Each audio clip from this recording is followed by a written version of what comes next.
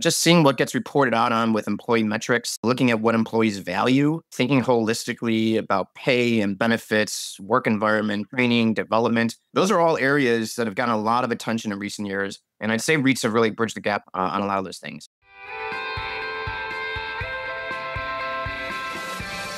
Hello and welcome to the REIT Report. I'm your host, Sarah Borson-Keto. In today's episode, I'm speaking with Jeremy Banoff, Vice Chairman of Ferguson Partners and co-leader of the firm's Compensation Consulting Group. Jeremy is here to discuss some of the key findings from the 2024 Nareit Compensation and Benefits Survey, which is conducted by Ferguson Partners and sponsored by Nareit. Jeremy, welcome to the podcast. Thanks, Sarah. Appreciate you having me. It's great to be here. So, Jeremy, for 2024, the Nareit Compensation and Benefits Survey shows a slight downward shift in voluntary turnover levels. What does that signify to you?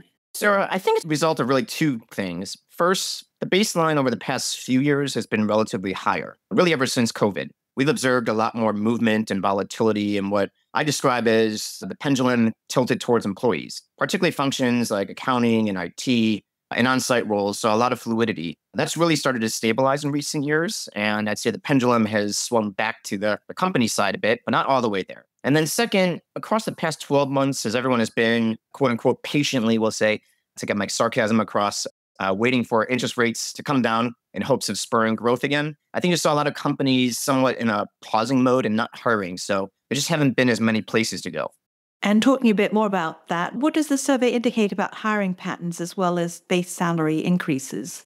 This survey, as well as a very recent one that our firm did across both public and private companies just last month, found that the majority, about 2/3 of companies, don't plan any major changes in hiring. But that said, of the 1/3 that do plan on making changes, it's basically a 2-to-1 ratio of those with plans to increase hiring versus those planning to decrease hiring. For base salary increases, after periods of record inflation, and I just saw today, released this morning, it was announced that it's at a 3-year low, although the consumer price index was up slightly. While salaries didn't keep up with the pace, now that things seem to be normalizing, I think we're back to what has been the typical annual salary increase levels that we've been accustomed to. And so projections for 2025 coming in at around plus or minus 3.5%.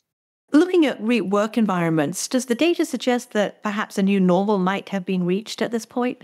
Great question. Amazon's CEO made headlines stating that starting in 2025, employees must be back in the office 5 days a week. And there's been a lot of articles suggesting that within 3 years, most companies are going to be back 5 days a week. That said, we work with over 60 public boards, and many are asking about and review employee engagement, culture, et cetera. And to your question of a new normal, I do think that it seems to be here. We really haven't observed many changes within this survey for the past, let's say, 1 to 2 years. Hybrid models of 3 to 4 days in the office are the most common. There are those that are 5 days in the week. And then, of course, for those REITs that manage their properties, you do need on-site employees all the time. Of interest, when asking clients whether they enforce the hybrids, some do so and others are a bit more laxed about it. I think we should expect to see more enforceability as time goes on here.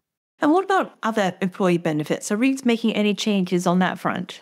We've observed many companies revisiting employee benefits and what I would say more of fine-tuning. What gets covered for health insurance beyond your traditional items, so things like telehealth, fertility, weight loss drugs, for example. Certainly a continued focus on mental health coverage and paying for services and apps. We've also observed a slight uptick in employee stock purchase plans. Those can be great and allows employees to purchase stock at a discount. They do need shareholder approval, but they do tend to pass with very high support levels, so not really an obstacle. And how do you think the REIT industry, based on this latest data, compares with what you're seeing across other corporate sectors in terms of its ability to really attract and retain top talent? Candidly, I think REITs have done a good job in recent years recognizing the employee value proposition. Historically, I'd say that REITs have been a little bit behind the times, generally being slower to adopt to technology, maybe not as focused on talent, but more so focused on chasing the deal, so to speak. But that's really changed. Just seeing what gets reported out on with employee metrics, looking at what employees value, thinking holistically about pay and benefits, work environment, training, development. Those are all areas that have gotten a lot of attention in recent years. And I'd say REITs have really bridged the gap on a lot of those things.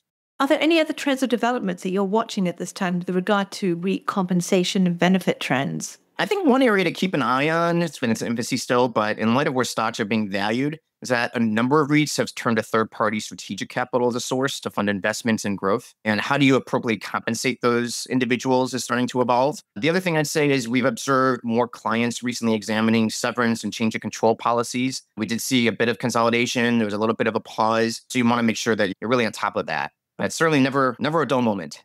Jeremy, thanks so much for your insights today. Well, thank you for having me. We appreciate our partnership with Nareit on the annual survey, and it's glad to be here with y'all.